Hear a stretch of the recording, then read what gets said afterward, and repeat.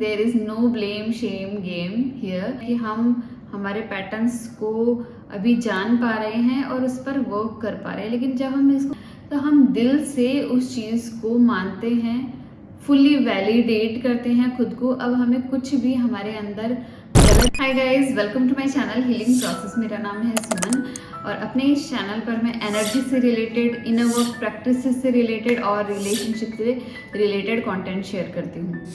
आज का जो मैं वीडियो लेके आई हूँ ना, वो है एक इंट्रोस्पेक्शन करने के लिए कुछ साइंस, क्योंकि हम हमेशा हील करते रहते हैं नोइंगली और अननोइंगली।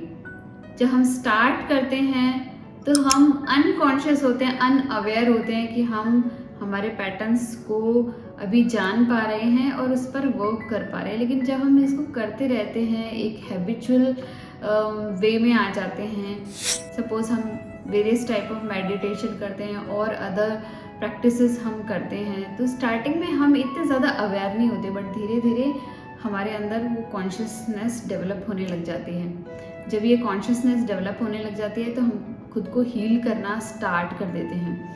और जब हम खुद को कॉन्शियसली हील करना स्टार्ट करते हैं धीरे धीरे, क्योंकि एक लाइफ लॉन्ग जर्नी है, तो हमें पता ही नहीं चलता कि हम कहाँ तक पहुँचे हैं।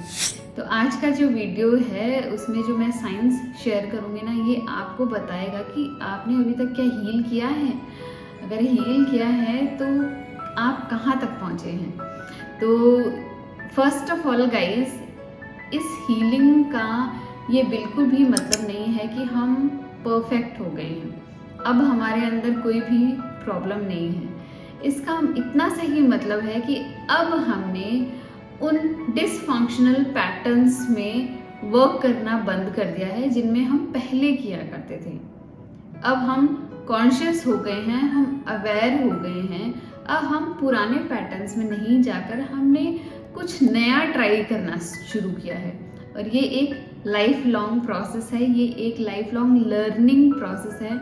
हम लर्न करते रहते हैं, डिफरेंट टाइप के एक्सपीरियंस लेते रहते हैं। जो पैटर्न्स, जो हीलिंग हमें बेनिफिट देती है, हम उसकी तरफ जाते हैं। जो हमें बेनिफिट नहीं करता, हम उसको पीछे छोड़ते जाते हैं। देयर इज़ नो गुड और बैड इन दिस प्रोसेस। तो चलिए स्टार्ट करते हैं। नंबर 1 साइन कि हमने खुद को माफ़ करना स्टार्ट कर दिया है, क्योंकि ये लाइफ लॉन्ग प्रोसेस है। हमें पता है, हम हिट एंड ट्रायल करते रहते हैं। जो चीज़ हमारे लिए वर्क करती है उसको तो हम पिक करते जाते हैं, जो हमारे लिए वर्क नहीं करती हम उसको छोड़ते जाते हैं। सो हम ये मान चुके हैं कि देयर इज़ नो फेलियर, हम फेल नहीं हो रहे हैं। इट इज़ लाइक कि जस्ट हम एक्सपीरियंस ले रहे हैं। डिफरेंट टाइप के एक्सपीरियंस हमें बताते हैं कि we are not still, we are growing.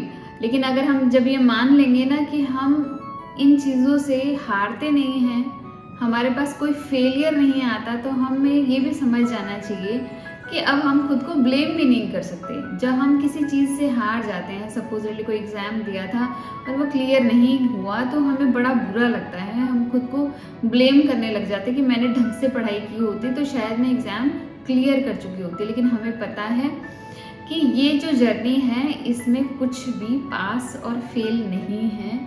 जब कोई फेलियर ही नहीं है तो हम खुद को ब्लेम ही नहीं कर सकते। सो अगर हम खुद को ब्लेम ही नहीं करेंगे तो हमें कोई ज़रूरत नहीं पड़ेगी कि हम खुद को माफ़ भी करें। जब हम कोई गलती करेंगे तब हम खुद को माफ़ करेंगे ना, जब हमने ये मान लिया कि इस प्रोसेस में कुछ गलत नहीं होने वाला, जस्ट मेरा एक एक्सपीरियंस है, वो मेरा एक्सपीरियंस है, वो दूसरों से एक कम्प्लीटली डिफरेंट है। तो there is no comparison, there is no blame shame game here. So सब कुछ एकदम ही वैसा है जैसा कि होना चाहिए। ये हम उसी स्टेज में हैं आज जहाँ पर हमें होना चाहिए।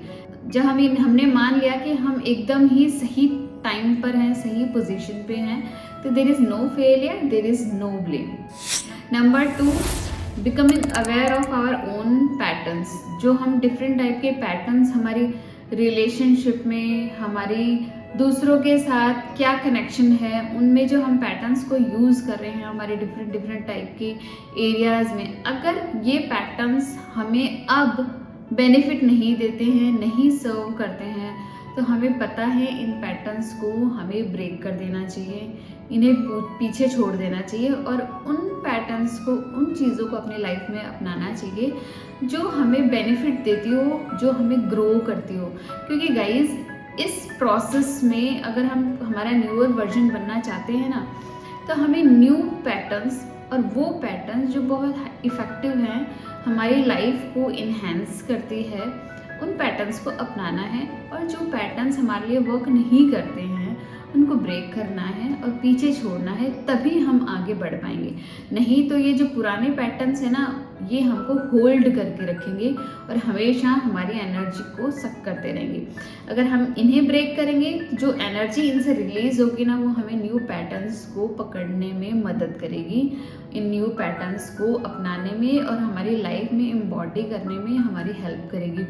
तो जब हम हील कर रहे होते हैं ना, तो हमें पता चलता है कि मैं कौन से पहले पैटर्न्स को यूज़ किया करती थी, किन पैटर्न्स पे मैं वर्क किया करती थी, फंक्शन किया करती थी, लेकिन अब मैं उन पैटर्न्स पर बिल्कुल भी फंक्शन नहीं करना चाहती, क्योंकि मुझे पता है वो अब मुझे सर्व नहीं करते।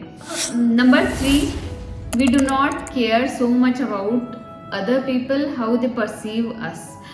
क्योंकि जब हमें पता लग गया ना कि हम कौन हैं और हम कहाँ तक पहुँचे हैं और हम क्या कर रहे हैं, तो हमने इसका मतलब कि खुद को एक्सेप्ट कर लिया है एज इट इज़। जो हम हैं उसके लिए हमने खुद को वैलिडेट कर दिया। अब हमें नहीं चाहिए दूसरों की वैलिडेशन। जब हमें दूसरों की वैलिडेशन सीख करते हैं, जब हम दूसरों से वैलिडेशन सीख करते हैं ना, तब हमें दूसरों के पर्सपेक्टिव की ज़रूरत पड़ती है। जब हमने खुद को वैलिडेट कर लिया है ना, हमें दूसरों के वैलिडेशन की ज़रूरत नहीं पड़ती, क्योंकि जब हम कंप्लीटली खुद को एक्सेप्ट कर चुके हैं, तो हम दिल से उस चीज़ को मानते हैं, फुल्ली वैलिडेट करते हैं खुद को। अब हमें कुछ भी हमारे अंदर गलत या सही नहीं लगता।